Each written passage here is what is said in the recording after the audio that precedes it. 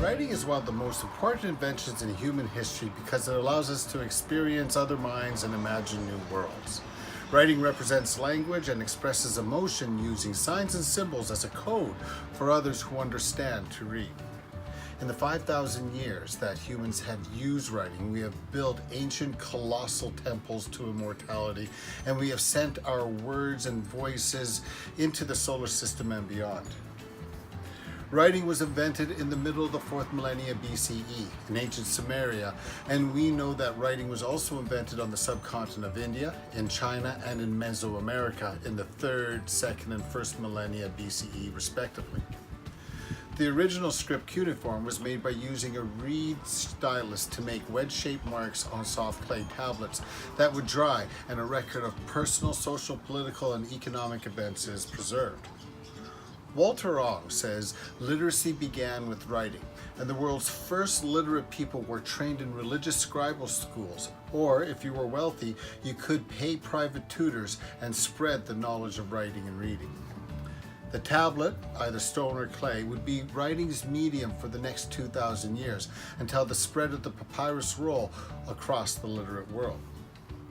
In the history of writing, there have been many innovations and inventions that have facilitated the growth and spread of literacy, that is, the reading and writing of text. My name is Ken Lees, and I'm going to talk about two of these innovations, the scroll and the codex. We often refer to the papyrus roll as a scroll, but scroll is better as a verb to describe the way we use the roll. The papyrus roll was the most widely used medium in the ancient world. Discovered around 3000 BCE in Egypt, papyrus rolls are made from the strips of the inner pith of the papyrus reed that grows easily along the Nile. Though invented in the 3rd millennium BCE, Michael Haslam states that papyrus as a writing medium of the ancient world is not found in the archaeological record outside of Egypt until the 1st millennium BCE. Papyrus was made by splitting the long papyrus reeds and laying the inner pith strips down on a wet surface, first in vertical rows, then in horizontal rows over the first row. The pith strip sheets are then pressed and pounded together and dried and polished in the hot sun. The sheets would be pasted together along the grain and form a long roll called a charta. Manufactured rolls comprise of no more than 15 sheets for an approximate length of 15 feet. Scribes would use a carbon-based pigment to write on a roll. How a roll is used is dependent on where the user's from. The convention for use in the Mediterranean was to unroll using the left hand, only enough to read one sheet. Roll users would have been quite adept in rolling up the used page while unrolling the next page. The ancient Greeks referred to papyrus as kartes, and the papyrus roll was called a biblion, from the Greek word biblios, meaning papyrus pith. Another roll convention was the writing of text in columns. A standard roll would have columns, or paginae, 8 to 10 inches high, containing between 25 and 45 lines, with margins about half an inch between them, with wider margins at the top and the bottom.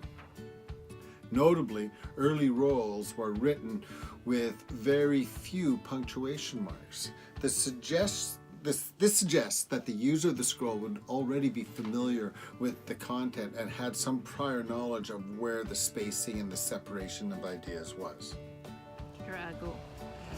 The ancient Egyptians invented the papyrus roll at the beginning of the 3rd millennium BCE, but this writing medium does not remediate clay and stone writing around the Mediterranean until the 1st millennium BCE. The number of people who could read and write fluctuates over time, but global literacy rates around the 1st century are estimated to be about 10%. The tablet had many limitations, including how much text one could easily and accurately transfer from one medium to the other. The production and composition of a clay tablet required coordination between the tablet producer and the writer. In the use of roll technology, there is no such required condition. While I'm sure scribe training continued to be expensive, the development of papyrus rolls must have facilitated learning, as longer passages could be written and easily stored than the tablet.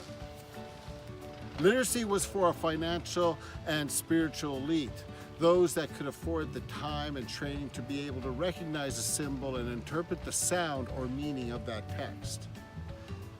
Historical events and economic transactions that were recorded on the papyrus roll illustrate private and personal communications of the wealthy and powerful people of the time. Writing remediates orality, but writing produced on rolls supported oralists and oral information sharing. The epics of the ancient world were written on rolls for storytellers, and they had text information about the narrative for the speaker, though not the audience. The cost of rolls was not prohibitive, but scarcity and specialization of processes does raise the price of rolls. In the mid-7th century BCE, Grecian agents of the king purchased 2 scrolls to record the work at the temple in Athens, and they paid 1 drachma, 2 obols per sheet. This was a high price at a time when a day's work was worth 1 drachma. As the price of a roll may fluctuate due to the natural and human interruption of the production of papyrus rolls, literate society needed another device to mediate daily communication or important notes before committing ink to roll. Used by Roman households and scribes to record the notes and thoughts of living, the pugillaire could be used to communicate to self and others. The wax tablet can be seen as a transitional innovation between the scroll and codex. The wax tablet pugillaire was a board of ordinary wood, one or both sides shallowly recessed for the writing area, which was filled with a thin layer of wax. A stylus pointed on one end and flattened on the other was used to make marks in the wax or smooth the used wax surface for reuse. This wax board, the pugillaire, could be used and reused over and again, and leaves could be adjoined with rope cords or other hinging. The diptych wax board was common, but polytych and triptych boards have been excavated in Roman-era ruins. Parchment was another expensive writing medium. Parchment generally refers to the highly processed skin of lamb, goat, sheep, or calves. The skins were soaked in lime and scraped, stretched, and dried, rubbed smoother with pumice, and cut into sheets which could be sewn together. The laborious process of creating parchment, including the slaughter of the animal, ensured that parchment was hugely expensive. The quality, durability, and luxury of parchment made this medium a preferred writing surface for the most important manuscripts. The substitution of parchment over the wooden leaves of the tabula or wax board to create a notebook or codex is an important innovation in the development of reading and writing. Michael Haslam describes a codex thus: a codex consists of a number of folded sheets stitched together by a fold. By virtue of the fold, each sheet has 2 leaves, folia for single or folium for plural. Each leaf has 2 pages, front and back, also known as recto and verso. Recto, the right side, verso, the left side, the side you reach when you turn the page. The terminology presupposes left to right progression. A simple 4-sheet, 8-leaf, 16-page codex could be constructed in either of 2 ways. First, fold each sheet and place each sheet on top of the other. And stitch them on the side. The second way is to take the unfolded sheets and lay them on top of each other and then fold. That makes a choir or gathering.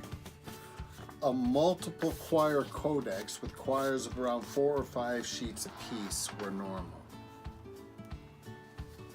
But standardization took centuries, and most early codices are composed of a single quire, even when the large number of sheets is difficult. The Codex transformed the reading experience. The user's hands are liberated in a codex, and the reader can flip pages to find specific passages. The Codex affords more space for writing as both sides of the writing sheet can be used. The Codex provides a foundation for the handicraft of writing. The Codex was an innovation that facilitated the evolution of writing with the effective use of tables, of contents, indexes, folios, running notes, footnotes, endnotes, and marginalia. Pagination allowed for ease of referencing, margins allowed for annotations, and over time the Codex book was a prestige object, a thing of tremendous beauty and value. The Codex represents an efficiency innovation that improved personal literacy, but there was no immediate change to literacy rates from late antiquity to the Renaissance. Estimates of literacy in this period are around 10% of the global population. Modern estimates of literacy in the 1800s suggest that 12% of the populations were literate.